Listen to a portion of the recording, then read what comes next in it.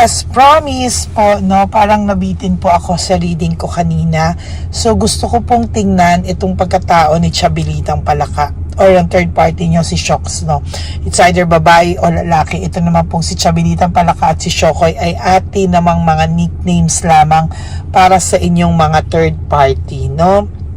Gusto ko pong tingnan ano pa talaga ang pagkatao nito, no? Tingnan po natin.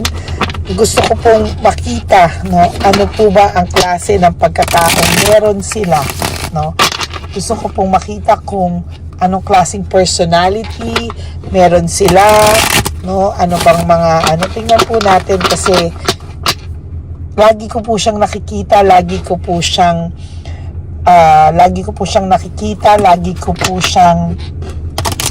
lumalabas sa aking mga readings, pero hindi ko po siya talaga tiningnan kung sino po ba si Chabilitang Palaka, ano po ba ang personality o ugali nitong taong ito, no?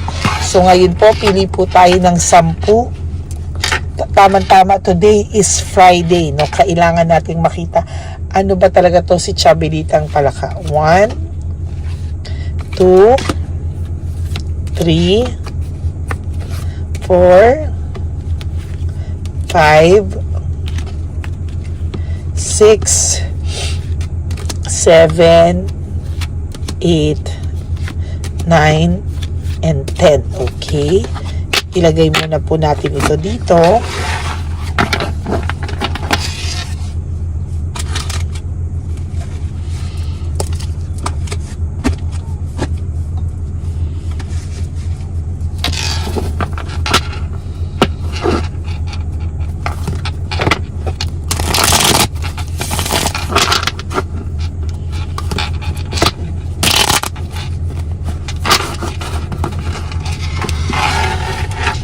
Pili rin po tayo ng 10. 1, wag nyo po skip. 2,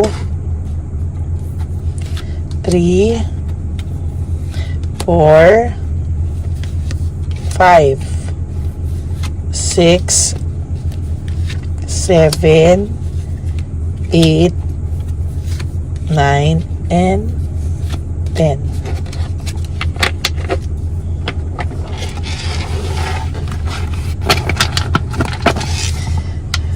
Okay, ano kaya ang nakikita natin dito, ha? Sino ba to si Chabilitang Palaka? Ano ang kanyang pag-uugali at ano ang kanyang personalidad? Ano ang intention niya? Sino ba siya?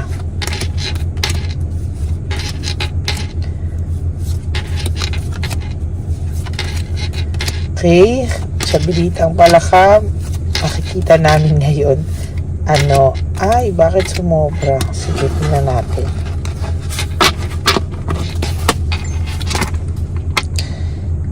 Growing up po, parang si Chabilitang Palaka ay kulang sa pagmamahal. Lagi po itong may cold heart sa kanya ang mga tao at lagi po siyang may bitterness sa puso niya. Maybe growing up, kulang po din po ito o nagkulang din po siya sa atensyon ng pamilya niya.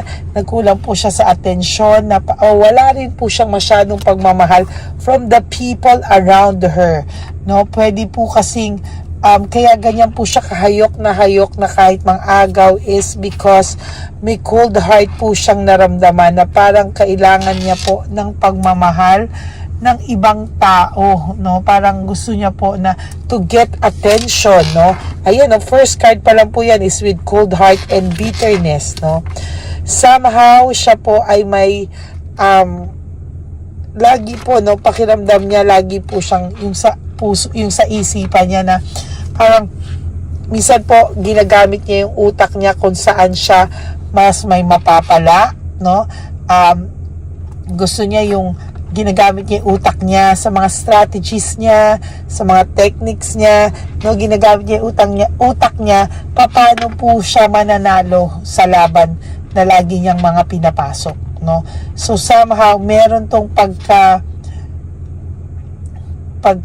princess punsalan sa mula sa puso, no, na somehow medyo meron siyang utak, no, na ginagamit, no, kung paano siya makakapang-isa or paano siya mananalo o makaka 1 point, no, para siya yung laging piliin every time. Hindi lang po ito sa pagmamahal, maybe sa trabaho ganyan din siya, yung tipong makakaapak siya ng tao, wala siyang pakialam, basta makuha niya yung gusto niya. Because growing up nga, no, may kulang sa pagkatao tong si Chabilitang Palaka. Ayan, no, lumalabas na she is so insecure sa mga bagay-bagay, and lastly, talagang insecure siya sa'yo, no? Sa lahat ng insecurity niya, ang pinaka-last na nai-insecure siya ay sayo, na talagang gigil na gigil siya. You are her or his biggest kalaban, no? na yung insecurity, na gusto po niya talaga ikaw patayin ng buhay, no? Gusto ka po niya talagang kalabanin, kakumpetensyahin lahat na, oh. Ang dami po niyang frustration sa buhay. Yan, oh. Okay, growing up, ang dami niyang insecurity. Growing up, ang dami niyang frustrations. That's why ganyan na lang po siya ka-determined mangagaw, or meron po siyang fulfillment na nakukuha kapag nakakasira po siya ng isang relasyon. Feeling niya po ang ganda-ganda niya. Feeling niya po yung feeling na pinili siya, yung feeling na inaiinggit sa kanya yung mga tao kasi siya yung pinili, no? Somehow may disorder tong taong ito. Ayun, no? Ay, hindi po ako bias, ha? I am not being biased. I am just reading your cards. And to be honest with you, ayan po, oh, binabasa ko lang naman po ang lahat ng cards niya. And sabi ko nga po sa inyo, because today is Friday, malakas sobra lalo, no? There's cold heart, head over heart, insecurity, frustration, hatred, and maliciousness, no? So talaga pong sinasabi ko sa inyo na talaga pong ang tindi ng galit sa inyo ni Chabilitang Palaka, lahat po ng makakakumpetensya sa kanya at lahat po ng threat sa kanya ay kaya niya pong gawa ng something, no? Just to win. Hindi po ito pumapayag na matatalo at hindi po ito papayag na gagawin niya po lahat kung mag-i-invest man siya sa taong mahal niya.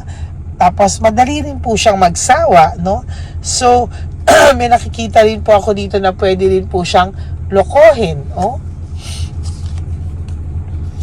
There's deception and manipulation. Kayang-kaya po niyang manloko at magpaikot ng tao para lang po magmukha siyang biktima, no? Kayang-kaya niya po lahat, oh. Sabi ko po sa inyo, I am an energy master and a tarot card reader. Ayan po, oh. Kakasabi ko lang po sa energy ko at lumabas ulit sa baraha. My energy and the card reading natin, nagko-compensate sila sa isa't isa. They compensate each other, they complement each other, nag-a-agree po sila sa isa't isa, no? Gusto niya po laging siya yung panalo, ayaw niya pong natatalo, no? So for whatever reason, hindi po siya papayag na matalo at all, no? Wala po talaga siya growing up, wala rin siya, kaya ito po sa pera talagang gagawin niya lang din po lahat para umasenso. Gagawin niya rin po lahat kasi hodang umasa siya sa iba, kasi hodang yung pangsustento niya sa mga tao ay gagawin niya galing sa iba. Wala po siyang pakialam, no? May reward pong naghihintay sa'yo. Huwag mo pong patulan ang taong to. Hindi mo po siya ka-level. Okay? Hindi mo po siya ka-level. Huwag mo po siyang patulan because one day, you will realize ibang-iba po talaga ang pagkatao nito, no? May disorder po ito. Kaya po ikaw naapektuhan so far because of this, no? Huwag po kayong maapektuhan. Magkalayo po kayo at hindi po kayo dapat naaapektuhan sa taong ito. Somehow, lahat po ng relasyon niya o partnership niya ay may something, no? It's all about ego, pride, lahat po, no? Hindi po ito yung tipo ng tao na Basta gusto niya po palagi nananalo. Yung partnership po niya o yung relationship niya is somehow parang trophy niya din po na siya yung pinili. Nagkaroon ng chaos, nagkaroon ng gulo, pero siya yung pinili. Somehow, gustong-gusto po nito ng ganyang pakiramdam. Nagkakaroon siya ng fulfillment, ng satisfaction kapag nakakasira siya ng relasyon at siya yung nagwagi. Oh my God. Kaya lalo niya po kayong bubisitin. Pero sa totoo lang po, pag nakilala naman tong si Chabilitang Palaka ng person, ng mga tao, kinabubisitan po siya. Lagi po siyang nagka-clash ng interest sa iba-ibang klase ng tao. Yan, no? Napaka-pabiktima din po ito na tipong parang kawawa siya in everything. Para mabait siya, ang layo niya sa'yo. Aaralin po niya, search for truth. Aaralin po niya kung ano po ang personality mo, ano yung nangyari sa inyo, at dun ka po niya titirahin at sisirain dun sa person nyo para po sa totoo lang, dun niya papalabasin na iba siya sa'yo, no? Dun niya sisimulan yung kanyang manipulation. Kunwari po, iba siya sa'yo. Kunwari po, kabaliktaran mo siya. Lahat ng pinag-awayan nyo ay papakita niyang hindi siya yon, ano? So, somehow po, ayan, no? Yung emotions niya po is overwhelming, no? Talaga pong, ang emotions niya po ay tipong halo-halo. Meron din po siya talagang anxiety and meron din po siya talaga na, alam mo, yung kakulangan deep inside na talagang doon niya nakikita yung emptiness and emotional loss niya, na kahit po anong gawin niya, hindi po siya nagiging masaya. Why? Kasi kailangan niya pong mag-heal from the past trauma. Yung feeling niya po, she is unloved, hindi po siya mahal ng tao, wala siyang attention, excuse me po, no? Wala siyang ng tao, yung wala po siyang, ang tawag dito, may emptiness and emotional loss po siya, na wala siyang attention na nakukuha growing up. Hindi rin po siya pinapansin ng mga tao. Freedom and explore, gusto niya pong maging free sa lahat ng bagay. Kahit po ito may karelasyon, feeling niya po kaya niya pa rin gawin lahat ng gusto niya, no? Gusto niya po ng masayang pamilya, na siya ang sentro, ngunit hindi niya po nakukuha ito. Why? Because lagi po siyang may hinanakit sa mundo, nagkukumpara sa buhay ng ibang tao, kaya hindi po siya magiging masaya, no? Ayan po, ang lakas ng willpower nito and determination, mang-agaw kung sino man ang gusto niya, and pwede niya rin i-drop ang person mo anytime pag ayaw niya na o wala na siyang nakukuhang satisfaction dito. Ayan po yung sinasabi ko, may emotional immaturity, disappointment, insecurity siya, growing up, no? Talagang matindi po ito, no? So, nagtataka ka, kaya po ito, kaya po nitong mang-iskandalo, ha? Mag-ingat ka. Kaya niya po iskandalin ka kasi sa kanya po walang mawawala. Yan, no? Living behind, walking away, ilang beses na po itong iniwanan, ilang beses din po itong nasaktan, kaya po gagawin niya rin po lahat para siya rin naman po ay mahalin daw. Yung power niya po, no, parang gusto niya na paramdam na sa kanya yung power, very greedy at nang-dominate po siya ng tao, no? Pag hindi niya po nakuha yung gusto niya, magwawala po itong batang inagawa ng laruan. So that's it for your reading. Second reading for today. Sino ba si Chabilitang Palaka or si Shokoy? Ayan po, no, this is the personality of your third party. Kaya mag-iingat po kayo kasi ayoko naman po na kayo ay maiskandalo, no? So maraming salamat po sa inyo. Take care. Today, no, I will be back for the third reading. Sana po ay naka-resonate po kayo, and if naka-resonate kayo, please give me a like and comment down below para nababasa ko po ang inyong mga comments. Okay, for those of you po who wants to have a private reading with me, you can message me po at Lady Lee Elena. Nasa dulo po yan ng ating video. Paki-follow na rin po ang ating FB channel. Atin po ito. Please make sure na naka-follow din po kayo. At para po dumami rin po ang ating followers doon. Okay? Maraming salamat po sa inyong lahat. God bless you all, to all my Lady Elena family. I love you all from the bottom of my heart. mahal na mahal ko po kayo. God bless you all. Life is short. Don't make it shorter by stressing yourself from all the heartaches and pains na binigay po sa inyo ng kahapon. Just let go. Surrender that to the universe. Let go and let God write your love story. Okay? I love you so much. God bless you all. Huwag po kayo malulungkot and have faith. Hindi po kayo pababayaan ng ating Diyos na may kapal. I love you all. God bless you. See you again on my next reading. Bye!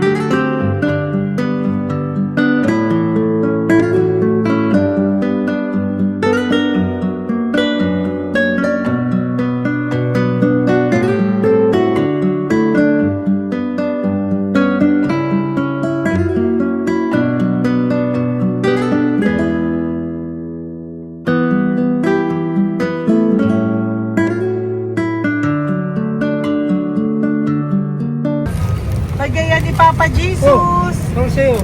Ito pa nung. Go ahead. Pera. Wala na, that's it? Ito po pera. Ito pa pera, oh. Bigay ni Papa Jesus. Kain mo yan, ha? Wala ka ng pera dyan, ha? Okay lang kami, okay lang kami. Para sa iyo yan, para sa iyo. Yan ang isip niya pa. Pagkain mo yan, ha? Saan ka pa? Bye-bye. Yung pagkain mo kunit. Bakit? Lagay mo lang po dito. Ano po? Pagka po, may bibigay lang po kami sa'yo. Bigay po ni Papa Jesus. Yan, para po sa'yo yan. Ingat po.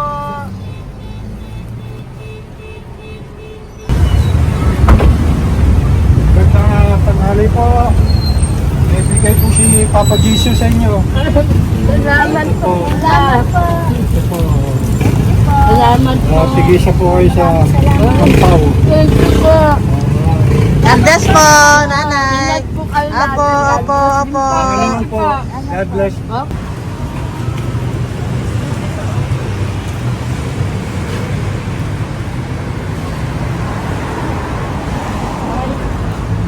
Bigay po ni Papa Jesus sa inyo.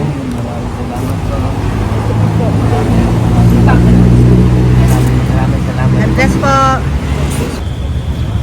Kuya Pagkain mo po yan, ha? Tayo ka ba nandyan? Po, hindi po. Dito po, nagatimpahan po. Ah! Sa music ministry. Doon ka nakapwesto. Opo. Sige po, bye po. Dapat po, ingat.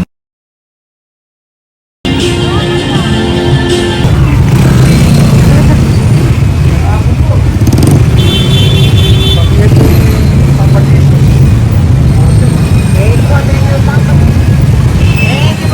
Thank you po, bye po. Meron pa eh. Bigay po ni Papa Jesus. Salamat po. Yun.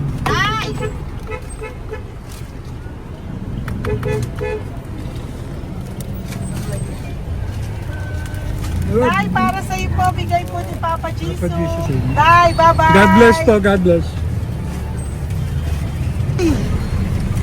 Para sa iyo po, bigay po ni Papa Jesus. Ayan po, bigay po yan sa iyo ni Papa Jesus. Thank you po. Amen.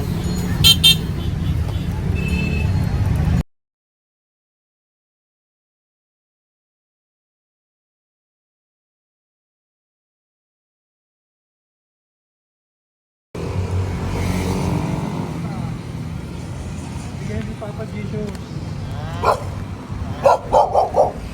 Tayo pa kayo ato ko ah. Madami mong aso, kuya. Alaga mo lahat yan? O, nagkait. Kaya sa isya, nasa niya iba? Nagkalagala. Ay, talaga? Salamat po. Nalagala ko. E, paano pagkain yan, kuya? Saan mo kinukuha? Sa tambay ko. Lahat. Ang dami. Ang dami niya pong aso. Oy, ang daming aso ni kuya. Sais. May nagbibigay sa inyo pagkain. Nangangalakal ako. Okay po. Tapos, Kaya mo kuya, pag nadaan ako, bibigyan kita ng dog food dito, ha? oo. Dito ka lang ba lagi? Oo, dito ako nagtutulog. Okay po, sige. Okay po. Marami din akong aso sa bahay, eh. Salamat po. Okay po. Isa. Kuya, pangkain mo yan, kuya.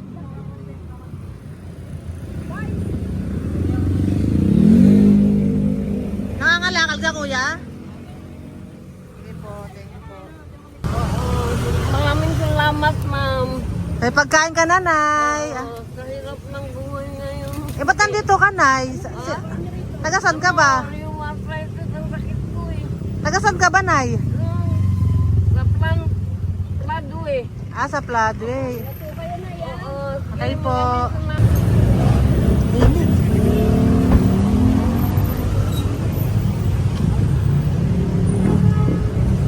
Nay! Bibigay ako sa'yo. Natandaan mo na ako. Ito. Hapon po. Pabigay Si po. tatay. Si tatay. Thank you, Nay. Habay po.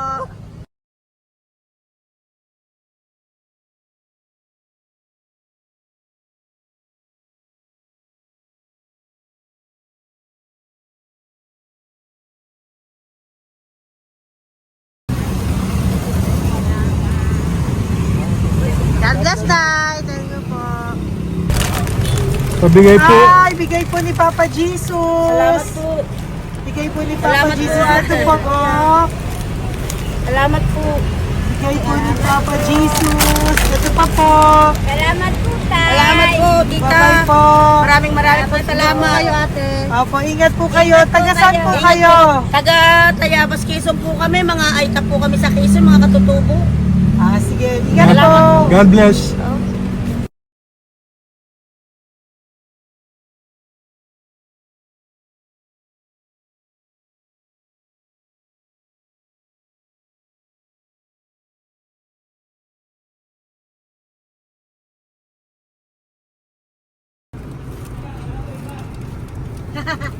Tay, Tinatawag niya bigay po ni Papa Jesus. Thank you po.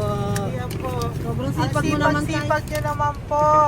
Kanina po kasi, taglagas ngayon, taglagas. O, pang merienda nyo po yan, Sige po, ha? salamat po sa inyo. Tapos yung road bags po, Kala ko uwi sino nyo po. binubusinahan niya eh. Sige Sige po, na bye-bye po. Sige po, salamat po. Bye-bye.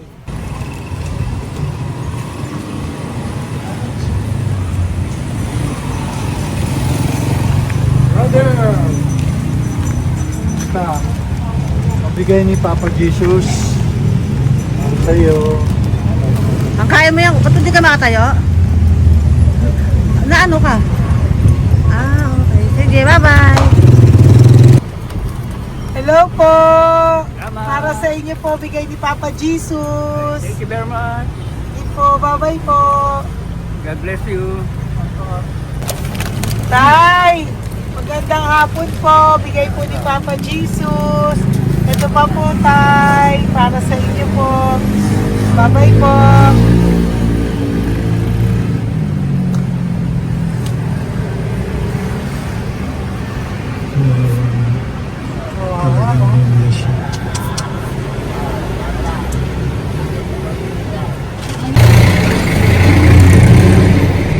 Ate! Ano lang, baka maano siya.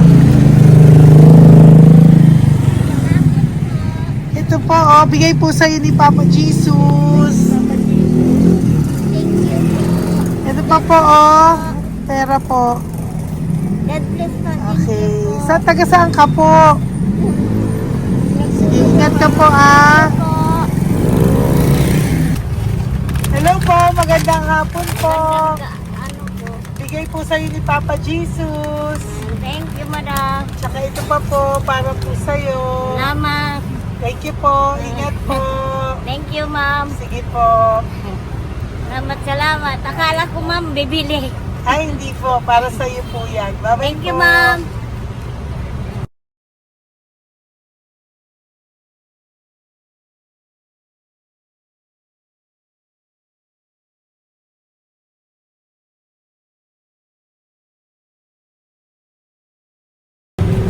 Hi.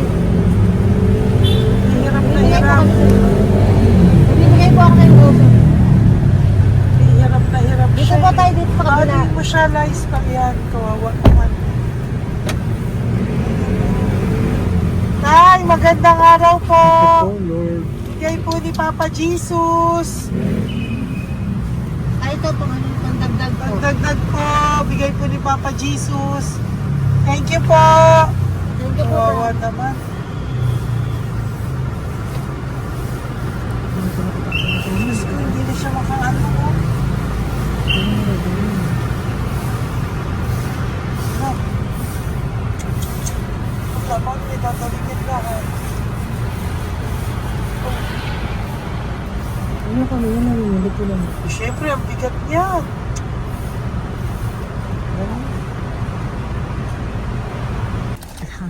Kaya, bigay sa'yo ni Papa Jesus. Thank you po, ma'am. Ayun yung palinis po, ma'am. Hindi na po, okay na Thank you po. po. Ito po. Thank you ma'am. po. Thank you, sir.